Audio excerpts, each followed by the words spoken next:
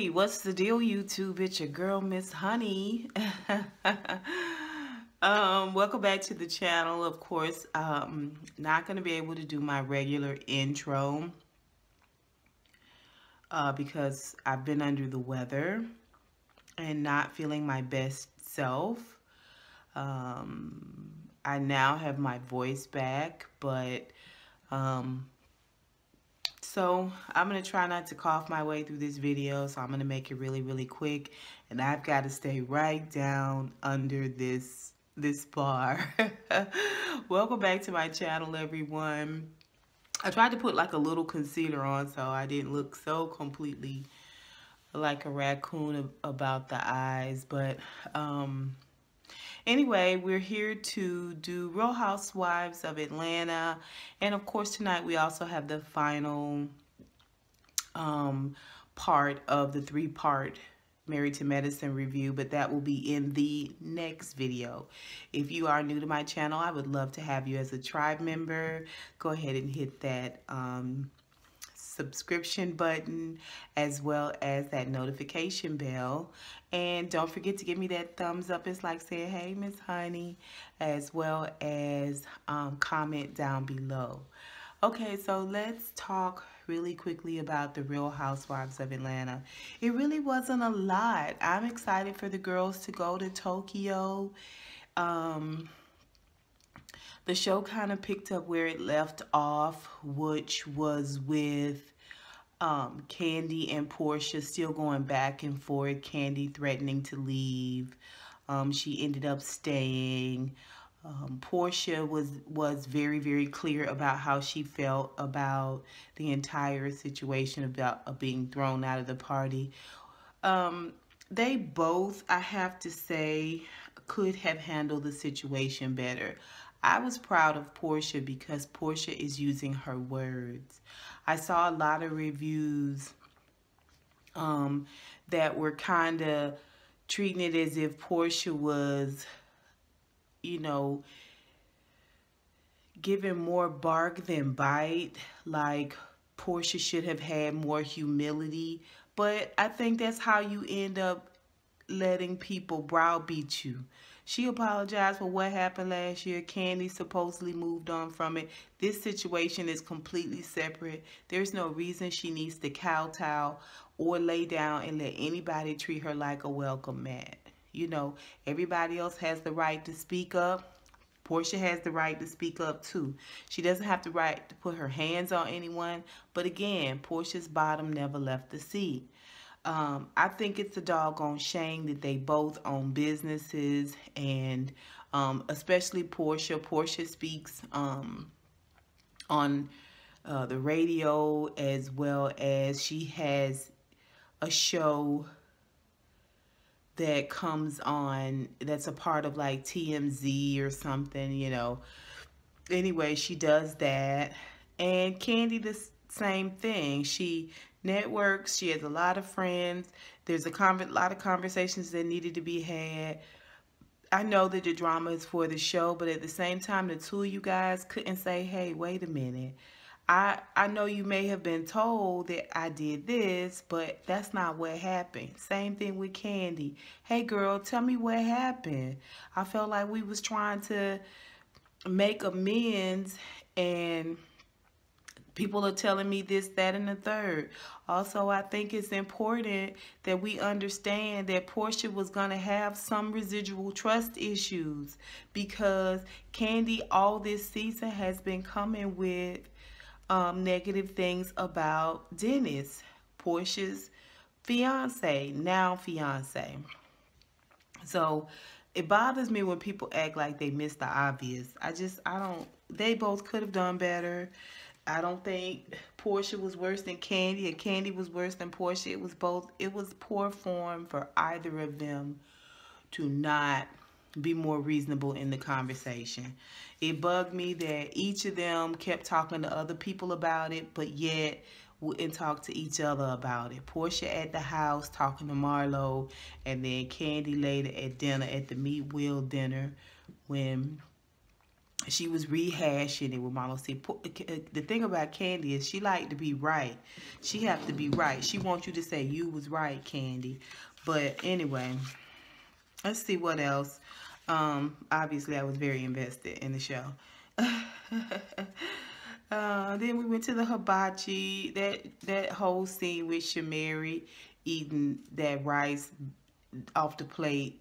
I mean, she got a real raggedy way about her. At the same time, the girl can read. I'm just saying, she doesn't do a lot for the movement. She doesn't do a lot for the movement. Then the girls go upstairs, and I thought it was kind of messy of Porsha to bring up all the shady stuff that Eva had said about Cynthia. Although, I mean, how else was it gonna come out? How else was it gonna come out? We were supposed to wait for the reunion. And she does have a tendency to forget some of the negative things that she says. She acts real indignant about it. So Porsha brought that up. I was like, that's going to come back and bite you in the butt. It was a real Kandi move, ironically. Porsha bringing up other people's private conversation was a real Kandi move. Anyway,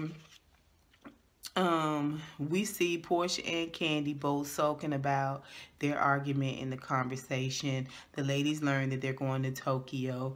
They're excited. That whole moment where Eva tried to have like an emotional connecting moment with NeNe, saying she was taking all the ladies to Tokyo because she wanted to sort of make amends with NeNe, and the cracking in her voice. I was like, girl, bye. Okay. Then we see Gregg. Gregg's in a bad mood. Gregg's feeling crabby. Gregg's not getting the results that he wants. He feels that if he follows this certain regimen, that the cancer will go away. But, you know, I mean, it's one of those situations where there's going to be ebb and flow in moods, in demeanor, in attitudes. And caregivers, unfortunately, they take the brunt of it, especially if they're a caregiver that is steadfast and true in their love and their support. They really catch it the most because all the frustration is dropped at your doorstep. Do I think NeNe has a right to be frustrated? I do. Being a caretaker is hard, especially if you're like me, being a caretaker of my mom when she had breast cancer and was recovering. And, you know, it's like 30, 35 days nonstop. You never miss an appointment of radiation. She was a beast. She was a beast. And I was tired. I was frustrated. It was a lot of back and forth because you can't really tell her what to do because that's your mom. Like, that's not our relationship where I handle her, you know, and force her. That's not it. I still have to have respect for her. But at the same time, I'm so frustrated with her. So I think that's what we're seeing with NeNe. I think it just comes across really, really bad because NeNe has always had this sort of selfish way about her. It comes across a little weird. Although I understand it, it still comes across weird as this eye rolling and complaining. It's not that serious. And we all know that Gregg would drink NeNe's dirty bath water. We already know that. Like, he's been a very big support system to her. And so I just don't think she's as great at it as he is.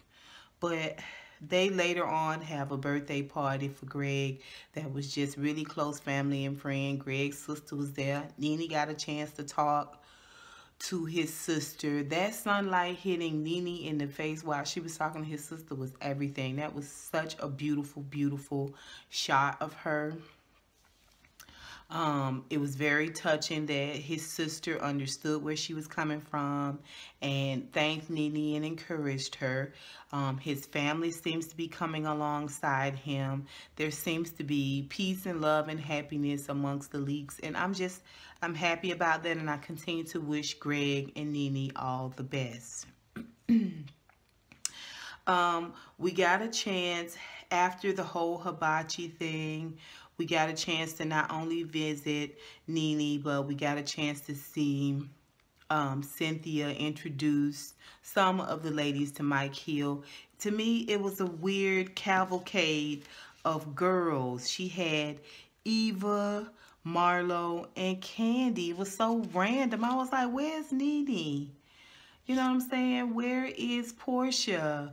Like, people who been knowing you for a minute. You don't know Eva that well. I didn't realize you and Marlo was that close. And Eva? Didn't Eva call you mother? I was just like, I don't know. It was a weird group. They all got 3 minutes to ask him questions. And of course, Eva took a peace, love, happiness role. Eva took like a real peace, love, happiness mode. That's who she is. She's a hippie. Kandi took the sex route because she wants to know details of everybody's sex life. That's basically at the core level who she is. And Marlo, money. Marlo was all about money, and she threw that STD in just for a little extra shade. It was a weird moment. He seemed like he passed the test with all the ladies, so anyway, we get to see Shamari or Shamari and Kandi shopping. This is the first formulation of ideas and planning for this dungeon party that she's gonna have. Like she said, she wants to take that shade and get paid. This is what Kandi, one of the things that Kandi does well. Her and Shamari go out shopping for outfits. I think both of them together are boring. I don't think they lend anything bouncing off of each other. They lend anything to the show at all. Now, each of them are good with other people, but together, they just try to outdo each other. And it's not great. We get to see Porsha go to the therapist, and it was a touching moment. The thing I like about Porsha this season is, and I don't think people are giving her credit for, Porsha is being a lot more transparent. She's being a lot more open. She talks to the therapist about how she doesn't want to lose herself like she did in her marriage. You know, she was saying how she just forgot about herself and became everything he wanted. She's seeing some similar traits of this same behavior with this dentist situation, because she found out that they had been texting him and this Sherry woman back and forth. So later on, when we get to see Porsha talking to Dennis, she was very honest. She wasn't mean. She wasn't short and any of that. She hugged and greeted him when he came in. He brought her something. I love when men bring me something. It don't have to be a lot. It could just be my favorite piece of candy, or maybe you went by somewhere and got something that I really love. I haven't had, brought me some ice cream, something. Just something thoughtful. I love that in a guy. He brought her a pickle, and she just started talking to him about going to the therapist and some of them conversations that was had at the party, and how defending him puts her back in that place where she's doing everything to appease him and make him look good and forgetting about herself. I thought it was a very telling moment. I really did. I thought it was open and honest, and it was great communication coming from Porsha. And she wanted him to be held accountable for the fact that he was keeping those conversations going by keeping in contact, even if it was just responding to a text that was sent to him. That she didn't care for that, and that it made her feel distrustful of him. So hopefully Dennis gets it, but shout out to Porsha. She continues to be my MVP. Does she fall short? Yes, but Porsha, to me, more than all of these ladies, has come so far, and I'm Team Porsha and Dennis until otherwise. Next week is Tokyo. It's supposed to really, really pick up. I know my energy will be a lot better then. You guys check me out. And check out my Married to Medicine review.